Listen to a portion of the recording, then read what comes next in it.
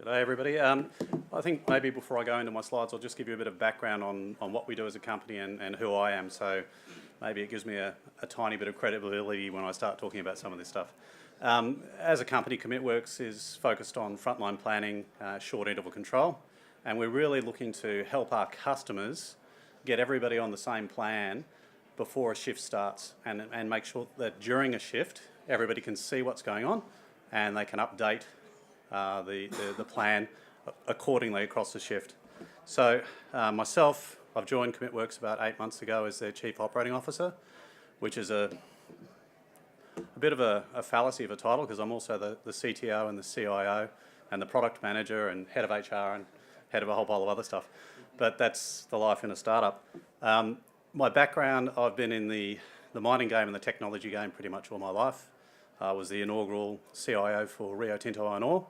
I've also worked for SAP, for Mincom, for BHP, and a range of other companies around mining and technology.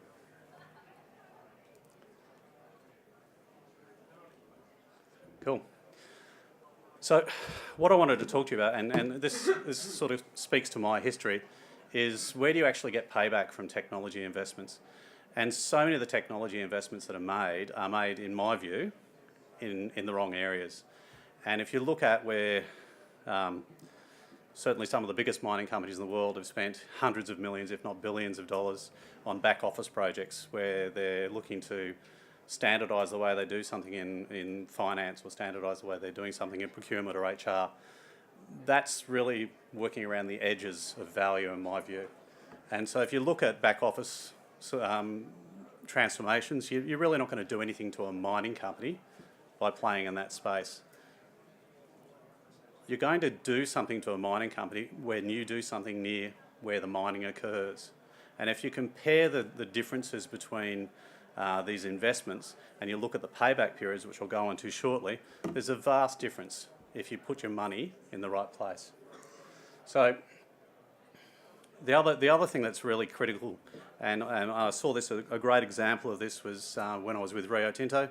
We were looking at how long it took for a mine planner to become really effective at using a new software tool and understanding a new ore body model that they didn't know. And it was taking anywhere up to 18 months to get these people really productive. Problem was they were turning over every 9 months. So when you have problems like that, you've got to make sure that whatever technologies you choose are really easy to engage with. You can embed them into your processes and make sure people can continue to use them very easily. So the question I'm asking is pretty obvious down the bottom. Are you investing in that area where IT and OT meet, which is typically where mining happens? The digital transformation fairy stories. You don't have to try and make too much sense of the graph. I'll give you a quick summary.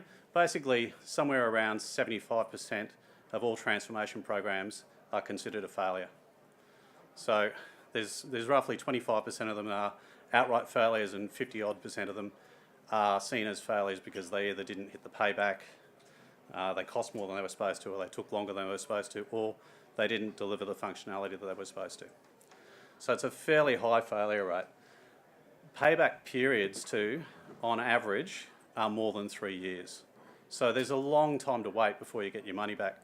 And most of these large digital transformation programs, the business cases spend a lot of time trying to work out how they can convince the executive and potentially the board to spend the money. So they create some sort of payback period that's usually got to be to meet their hurdle rates, sub 3 year.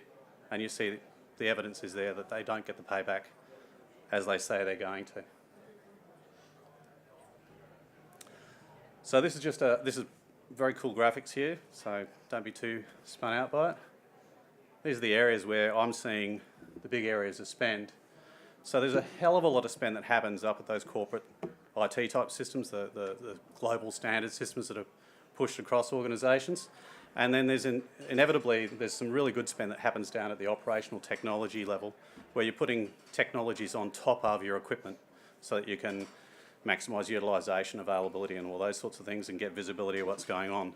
But in that section there with the pictures, where work gets done, where people are developing a plan to go and execute a shift to meet the targets that are being set, most of that work is actually done with whiteboards and spreadsheets.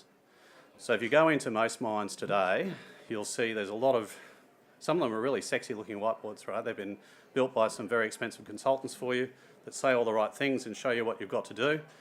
But department by department, everyone's planning individually. So they don't have a way of integrating that plan and getting an agreement on the plan before they move forward into their shifts. So this is, to me, this is the area where I think the big question is. This is where, in my view, people should be spending money.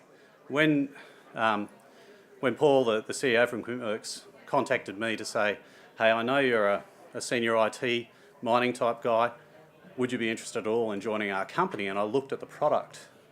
It seemed to me this is that last mile of technology that hadn't been solved in any of the mining companies I've dealt with. And there's an inherent sort of pushback that happens at this level. If it's someone from head office saying, trust me, I've got a great idea, this won't hurt at all, there's a lot of pushback that comes from the site. So you have to have a level of credibility to operate in this level between that IT system and the OT system, because you're dealing with the people at the site who typically don't want to hear what head office has to say. So it's a really, really interesting one. You've got this massive opportunity. Tiny percentage improvements in this area lead to millions, tens of millions, hundreds of millions in payback. So you've got to make sure that you get it in there. You've got to make sure it's credible. Whoever goes in with the message is credible. But then there's also that requirement to make sure that you satisfy all the stakeholders back up into the corporate hierarchy. So it's a really interesting and challenging place to work. Getting it right, though, is something that's going to give massive returns. One of the BCG report that came out recently was really interesting. It looked at, what are you measuring? Are you measuring the right thing? Are you measuring so many things you don't know what to do? Who's getting what update? So the senior execs need certain updates. The guys down at the front line need different information. They don't understand what the execs want to know. They need to understand something simple like a metric around metres drilled or the amount of ore moved or whatever it has to be. So you've got to be able to make sure you can satisfy all of those requirements. So you need a system that's going to be able to track KPIs that are applicable at the corporate level, at the mine management level, and also in the field.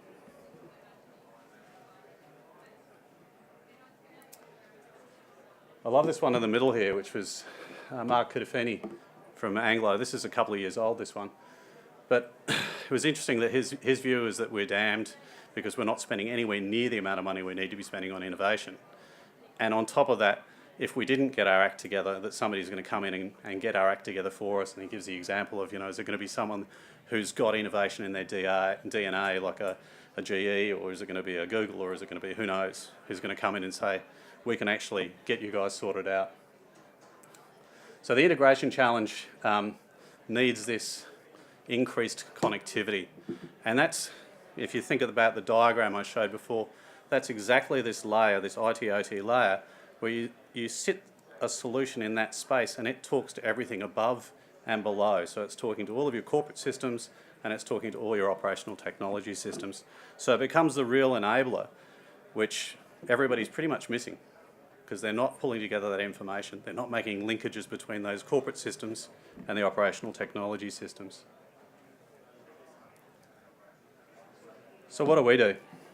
We work on understanding your operation, taking that understanding and implementing a solution which is configured to your needs. So whether that means understanding your KPIs, understanding all of the different departments and processes that you run, modelling those in the system so that you can actually see right across your operation what your plan is. Everybody gets the opportunity to input into that plan, have a commitment meeting, agree to that plan, and then start into the shifts and understand the impact of all the tasks, whether they're dependencies between tasks or whether there are dependencies across shifts. We really focus on this. Probably this is the most important part about the difference between, I think, a good system and a poor system is embedding the right behaviours into your organisation. So it's not enough just to put a technology solution in place. You need to make sure people understand why they need to do what they need to do, and they understand the behavioural requirements to get the right outcomes. So we use a maturity model where we engage the people across the workforce and shift them up through a maturity model. So they go from being aware to understanding to being able to do and drive this solution into place. As I said before, it's about getting all the departments and all the processes on the same plan. We use a short interval control app, so we have the ability to look at a task across a shift and say, how often do you want to update your progress against that task? So if you were trying to do 100 units across 10 hours and you wanted to measure it every 2 hours to see how you're achieving, and that'll give you the understanding of whether or not you're going to hit target, whether you might need to be pushing something into the next shift. Capturing actuals versus plan. So again, linking back to the KPIs that I mentioned, so you can actually see that you're achieving what you set out to achieve. And also ensuring that you've got that virtuous cycle of the plan, do, check, act, so you get continuous improvement.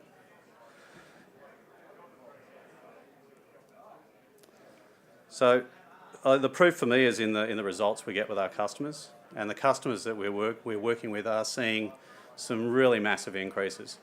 And some of these increases you look at and you think, when I've looked at this stuff, some of the payback periods are in days or weeks, not in months or years. And you're seeing a massive, massive improvement. So some of the people we're seeing improvements of 35, 45, 50% in different productivity measures. So we just recently implemented with Barrick Hemlo in Canada, which is an underground gold mine. And we're already seeing massive improvements with these guys. Some of the figures are not for publication, but they're certainly seeing a payback inside the first week of going live.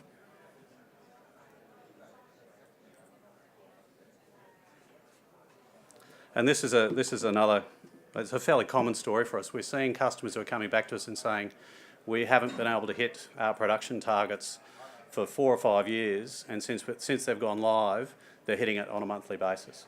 So now, because they can actually see what they're doing across the mine site, everybody's agreed and committed to a plan up front. We've removed the constraints, so we've been able to show them where there were constraints in their plan. We've shifted those constraints. They're actually driving the productivity they're expecting to get, which is staggering. And when I joined and started looking at the data and seeing what we were getting back from our customers, it was really very hard for me initially to accept these results, because I'm used to the sort of crap you saw at the start of the presentation, which is, no payback in 3 years or 4 years or whatever it is. And all of a sudden you're seeing something where you're having direct impact on the core of your business and you're getting payback extremely quickly. So I'd encourage everybody to have a chat with us. We're here, we have a stand outside, or come and look for us. We're CommitWorks, no .com, no .au. And you can find us anytime. We'd be more than happy to work with you to help you understand our product and look at how we could potentially add value to any of your operations.